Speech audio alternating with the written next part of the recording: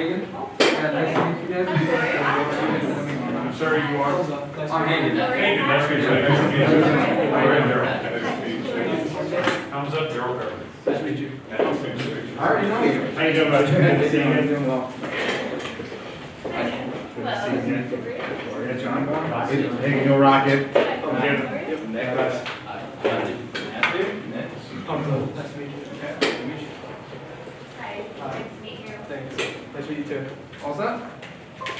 All right. So thank you all for coming today. We really appreciate you coming out today. We know you have busy schedules, and we appreciate you guys taking time out of your day to come see us. It means a lot to us. So we are ReRep. All right. So as we already introduced ourselves, I'm Hagen. This is Gloria. That's Matt, and that's Hamza down on the end. All right. So I want to start off by saying 94% of people know how to ride bikes in the U.S. Most of those people learned how to ride bikes when they were very small, meaning that they probably had a first bike. If you guys think back, I'm sure you guys can all remember your first bike when you were a kid. These things had a lot of characteristics. They were colorful, they were fancy, and when you pulled up to them in school, you felt really good. All right, you were proud of these things. They had a lot of different colors, and they were like just everybody was proud of their bike. I remember mine too. And now you might be thinking, like, you remember your first bike, and if you wore a helmet, you probably are thinking you don't remember what that helmet looked like. And I was thinking about this the other day too. I realized I couldn't remember what my first helmet looked like, even though that was only like 7 years ago for me, right? And I realized that that's because all the helmets are boring that we wear. These helmets are not interesting at all in any way, shape, or form. When you wear them, like they're just like all the same thing. If you look helmets, like kids' helmets up on the internet, all you find are like basic, like blue helmets, red helmets. All of these helmets are the first images that come up when you think of kids' helmets. When you look for kids' helmets online, they're just like basic pink, blue. Sometimes they have flowers, sometimes they have little polka dots like that. But you can't change these designs, all right? And some of these helmets can get kind of expensive. They're boring. All right, that's where we come in. We want to create a skin that would go over your helmet so you can change your design fast, under 30 seconds. So we actually had a completely different idea that we began with. We wanted to do a portable charger that charged with kinetic energy, but we realized that we were in way over our heads, so we decided to pivot. And so we came up with many loose end ideas. All of them failed until one day Hagen walked into class. It was the day he drove his motorcycle. He plops his helmet down on the table and he goes, "Guys, this is so ugly." And we all look at it, we're like, "Yeah, you're right." Because you look at this, it has scratches all over the place. You can see that. You can see, you can't really see it in the picture. But the design is just kind of, it's odd. It's cool, but it's odd. And it doesn't really match the motorcycle appeal. So what we're kind of doing, we have 3 different product ideas, and 2 of them we're saving for the future once we kind of develop our company. But the first one we're going to do, it's aimed at kids because we want to make them like to wear their helmets. So this one is aimed to be kind of a cover that's reusable, collectible, and it's fun. So we're experimenting with 2 different materials right now. One of them is a silicone kind of swim cap material, and then the second one is a nylon book cover material. And then kids are the best market for this.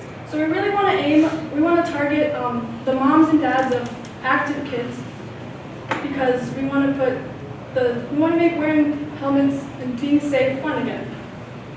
So the platforms we're going to use are Facebook, Instagram, and then we're going to target mom groups on there, and then we're going to sell on Etsy as well.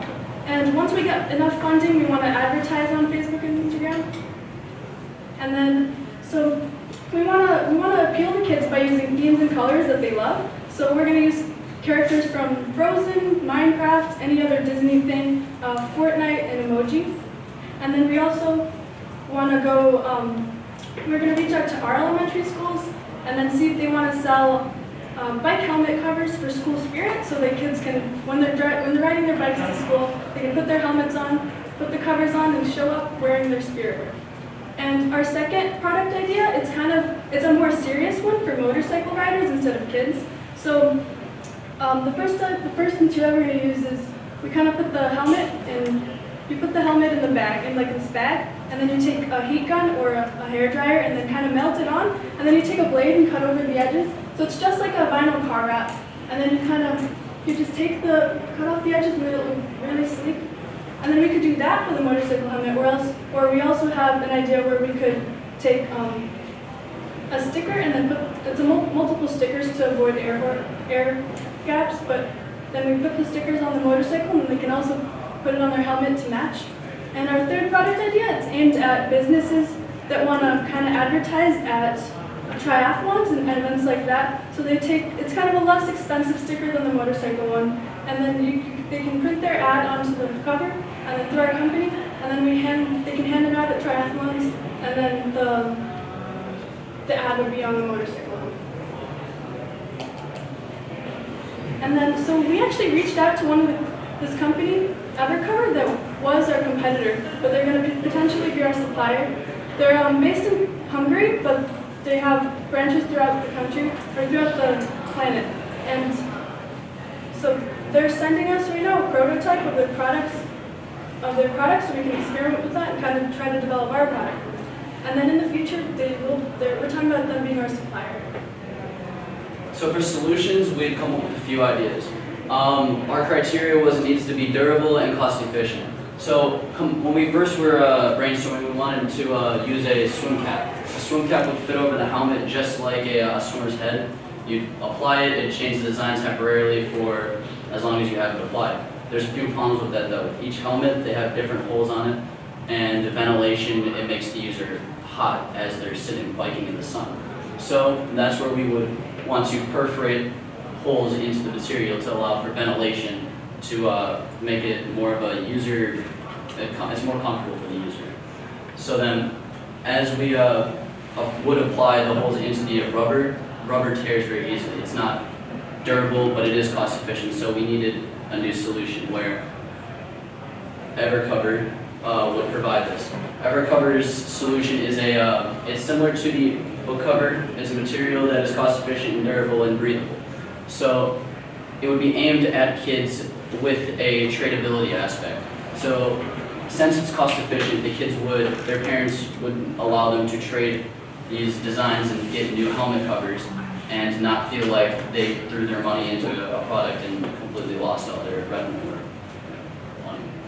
So to get off the ground, we came up with the idea to talk to Bank and Trust, which is a local bank near our high school. And what we would like to do is have a possible partnership with them where we would print their logo on our head covers and hand them out at the local triathlons in our city.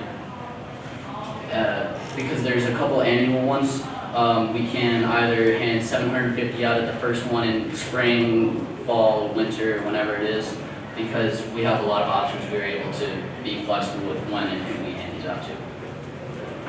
And our third and final solution was a sticker idea, which would, like Gloria had mentioned, it would just completely match all the gear that the rider has in the triathlon. So you can put like numbers on there, your team logo, and different stuff like that.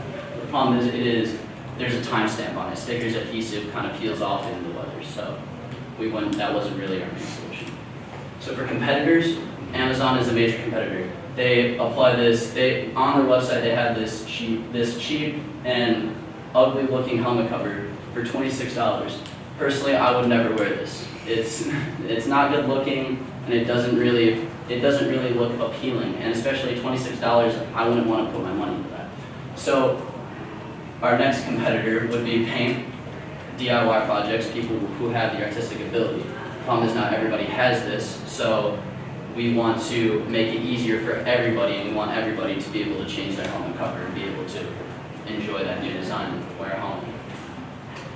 Finally, they have sticker wraps where you apply the sticker similar to my helmet here on the back. The problem is there's air pockets and stickers don't go down on a curved surface that easily. So with our design, it allows for a smooth application to the helmet, and it's every use it's going to look good. 1 minute. And then here's our website. It's still currently under construction, but we are going to have it available where you can pre-order our product. Okay, so at this point, I'm sure you're all ready to invest and help us get off the ground. But just in case you weren't, I have some stats that might help you learn a little more about the product. So in the U.S., there's 74 million kids that are 1 to 17 years old. And of those, 25 million are 5 to 11 years old, which we believe will be our main audience among kids. So of course, not all 25 million of those kids that are 5 to 11 years old will buy our product or even ride bikes. So on peopleforbikes.org, I found that about 70% of kids ride bikes. So I multiplied the 25 million by 0.7 to get 17 million. So far, we only have 36 surveys because we pivoted just recently. We plan to get more, but out of these 36, 73% of people responded saying that they do ride a bike or have ridden a bike, and 68% said that they would like to customize their helmet. So since not everyone's going to buy our product, I took the 17 million kids that are 5 to 11 years old that do ride bikes, and I multiplied it by 0.68, the decimal of 68%, to get 12 million. So from that, we can estimate that around 12 million kids would buy our product at least once. Alright, so here's the help that we need from you. Obviously, we're 17 and 18 years old. We don't have all the money in the world, so we're going to need to ask for a membership to MHUD, which costs about $200 a month. We don't only be asking for one membership. They are a company that helps you design a product if you're an entrepreneur and you want to design a product. The next thing that we would be needing money for is advertising expenses. We want to advertise on Facebook and Instagram, and these platforms are fairly cheap. They're still going to cost money, so we're asking $100 from them or for them. And then the last thing we need money for is the prototype materials. We're going to ask $75 so that we can kind of design and start making these things, so we can like buy the materials and figure out the dimensions and stuff like that. And thank you for listening to our presentation today. We appreciate you all for coming out, and that's a wrap.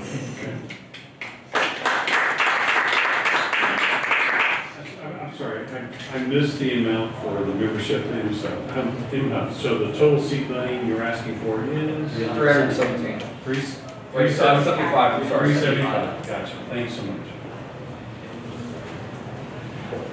Any other questions? Yeah, I had a question. So, you heard different concepts of partnering with that other company that can make the. What are you exactly then? I mean, where are you coming up with ideas? Are people designing themselves, and they do a tool that people can make their designs and send to you?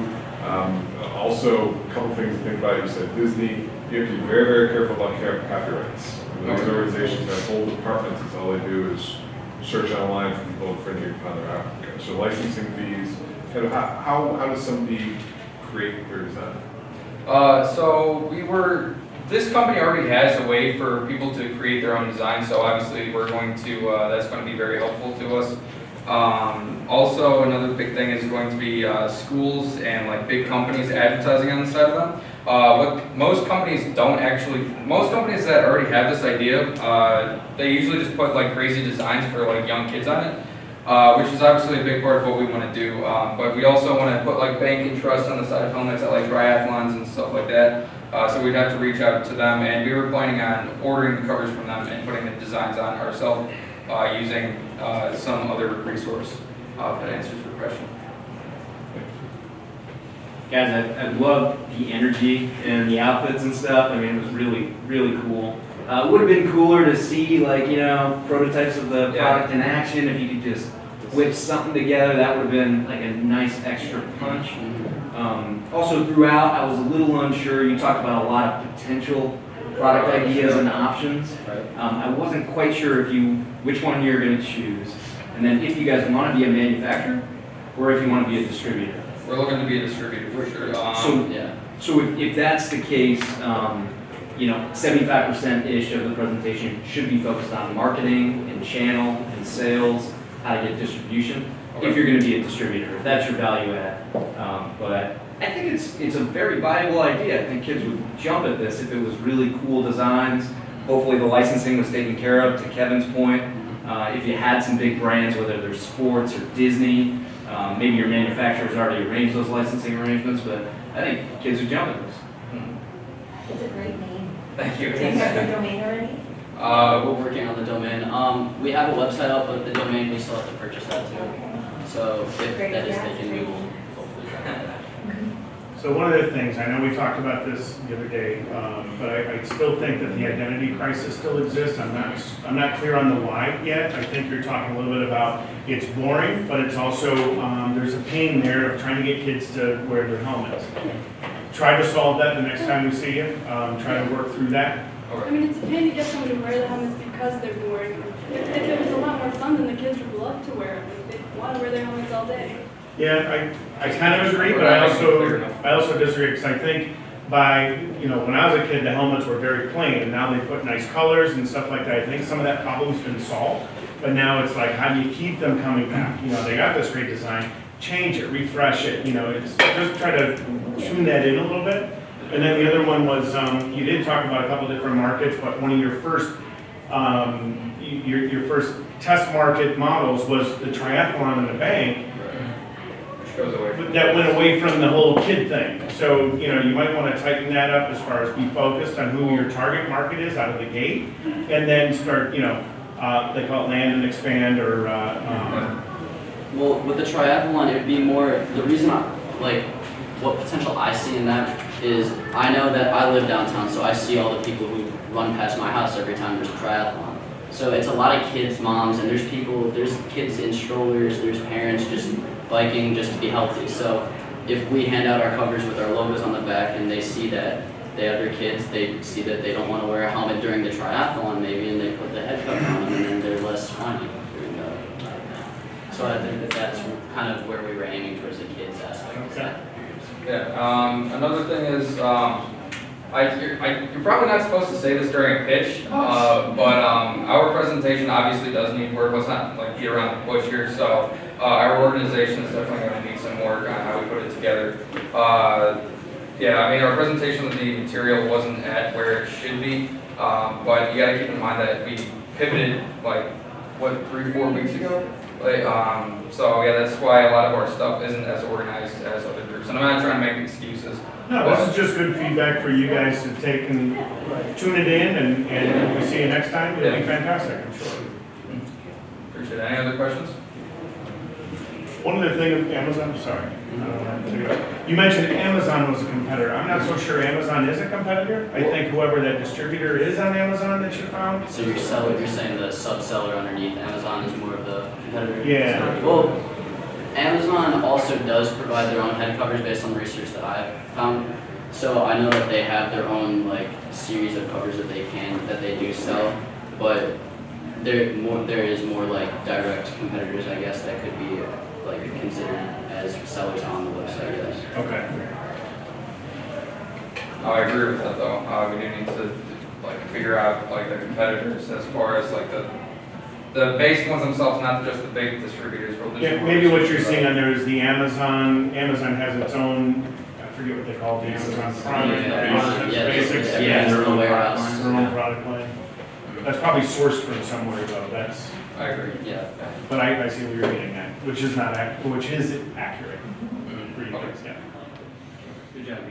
Nice work. Thank you. Thank you.